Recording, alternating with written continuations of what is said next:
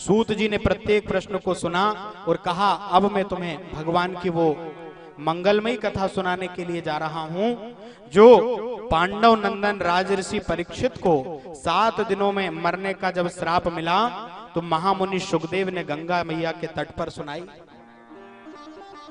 सूत जी कहते हैं कि जब राजऋषि परीक्षित को महामुनि सुखदेव जी गंगा जी के तट पर कथा सुनाने के लिए आए तो उसी समय जैसे ही सुखदेव जी राजा परीक्षित के सामने आकर के बैठे, बोले स्वर्ग के देवता अमृत का कलश लेकर के धराधाम पर इस पृथ्वी पर उतर आए। वो ही देवता जिनको बुलाने के लिए वर्षों वर्षों तक यज्ञ चला करते हैं, इंद्राय स्वाहा, इंद्राय स्वाहा, इंद्राय स्वाहा, अलग अलग नाम लेकर अलग अलग विधियों से जिनको बुलाने के लिए महाराज तप तपस्या की जाती है, तब भी वो देवता बहुत समय के बाद प्रसन्न होते हैं। बोले वो इंद्रादि देवता बिना बुलाए आ गए। तो सुखदेव जी तो महाराज ब्रह्मरात वक्ता हैं, आते ही समझ गए कि समझ में नहीं आ रहा कि ये स्वर्ग के देवता बिना बुलाए कैसे आ गए। इंद्रादि देवता सजे धजे खड़े सामने कलश लेकर अमृत का।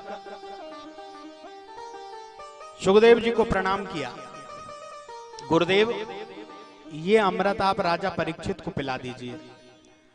अब तो सुखदेव जी को और ज्यादा आश्चर्य हो गया कि ये अमृत जिसको पाने के लिए देवासुर संग्राम हो गया, भगवान को अनेक रूप धारण करने पड़े, समुद्र का मंथन करना पड़ा और 14 रत्नों में सबसे विशेष यह अमृत का कलश लेकर भगवान धन्वंतरी प्रकट हुए और उसके पश्चात भगवान ने मोहिनी रूप धारण करके देवताओं को यह अमृत प्रदान कराया। उस अमृत को ये बिना मांगे दे रहे हैं।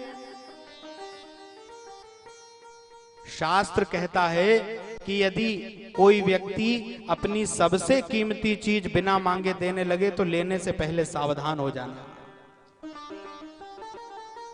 जो 10 बार मांगने पर ना दे वो बिना मांगे आकर कहे कि नहीं नहीं रख लो, तो लेने से पहले विचार कर लेना चाहिए। सुखदेव जी के मन में प्रश्न तो उठने लगे, लेकिन फिर भी कलश लेकर के इंद्रादि देवता खड़े हैं। सुखदेव जी से कहा गुरुदेव हस्तिनापुर के राजा को श्राप मिला है 7 दिन में मरने का, तो आप ये अमृत पिला दीजिए, राजा परीक्षित मरेंगे नहीं। और उसके बाद कहा कि परीक्षित को आप जो कथा रूपी अमृत पिलाने के लिए जा रहे हो तो इस अमृत के बदले में वो अमृत आप हम देवताओं को पिला दीजिए। जैसे ही सुखदेव जी ने सुना तो जोर से हंस पड़े महामुनि सुखदेव कि मुझे संशय था कि वो स्वार्थी देवता जो महाराज महामुनि दधीची के पास में गए, उनको प्रणाम किया और प्रणाम करके उनसे उनके शरीर की जीवंत अवस्था में हड्डियां मांग ली कि हमें वज्र बनाना है, आपकी हड्डियां दे दो। और महामुनि दधीची ने अपने शरीर की हड्डियां निकाल करके देवताओं को दे दी। अपना काम बनाने में बड़े कुशल ये देवता जब आ गए,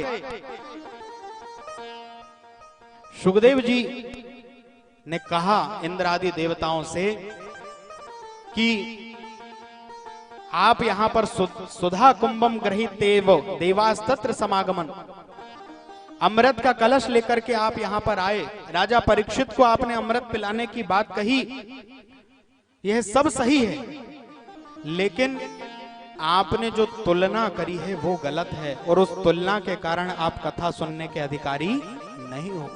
देखो श्रीमद् भागवत महापुराण की महिमा, विचार करो एक बार। यह कथा सुराणाम अपि दुर्लभा, जो स्वर्ग के देवताओं के लिए दुर्लभ है।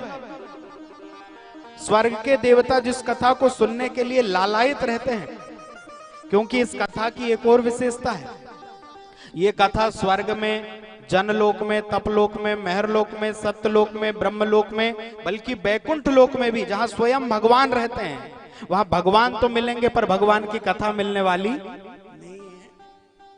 कथा यदि संभव है तो वो केवल इस पृथ्वी लोक पर, केवल इस मृत्यु लोक पर संभव है।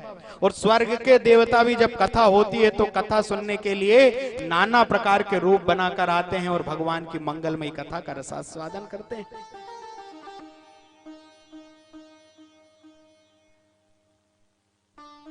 स्वर्ग के देवताओं को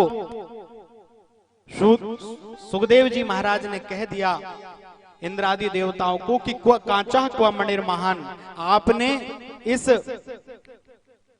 कथा अमृत की तुलना स्वर्ग के अमृत से कर दी। ये तो उस भांति हुई कि कोई मणि की तुलना कांच से कर दे।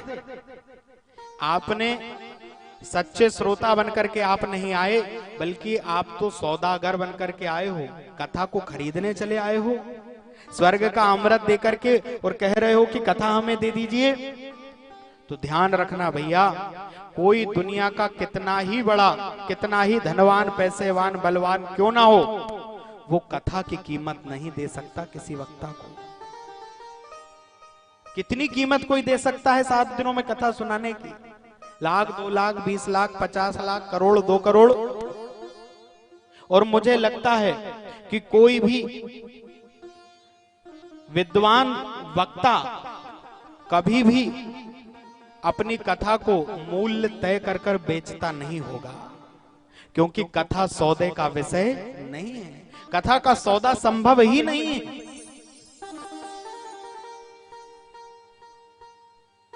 वापस लौटा दिया सुखदेव जी ने उन देवताओं को कि आप कथा सुनने के योग्य नहीं हो, क्योंकि आप कथा का सौदा करने के लिए आए हो, और कथा सौदे का विषय नहीं है। इंद्रादि देवता नाराज होकर के ब्रह्मा जी के पास गए, कहा पितामह, हमने ये स्वर्ग का अमृत ले जाकर के दिया, तब भी सुखदेव जी ने हमें वापस लौटा दिया। तो ब्रह्मा जी ने कहा कि अभी शांत हो जाओ, हम सब यहां से देखेंगे कि 7 दिनों में राजा परीक्षित को कथा सुनने का क्या फल मिलता है, उसके बाद निश्चय होगा।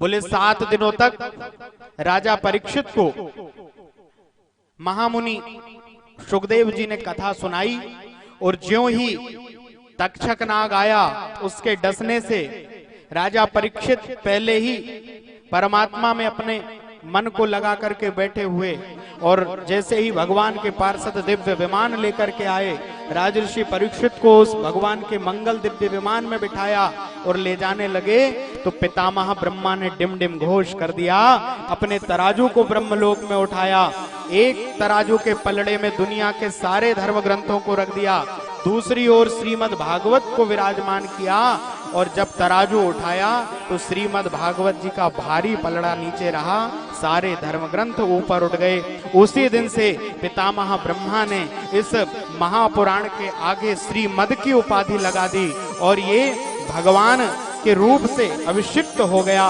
और डिमडिम घोष किया ब्रह्मा जी ने कि आज से यह महापुराण भगवान का ही स्वरूप कहलाएगा। बोलो श्रीमद् भागवत महापुराण की जय।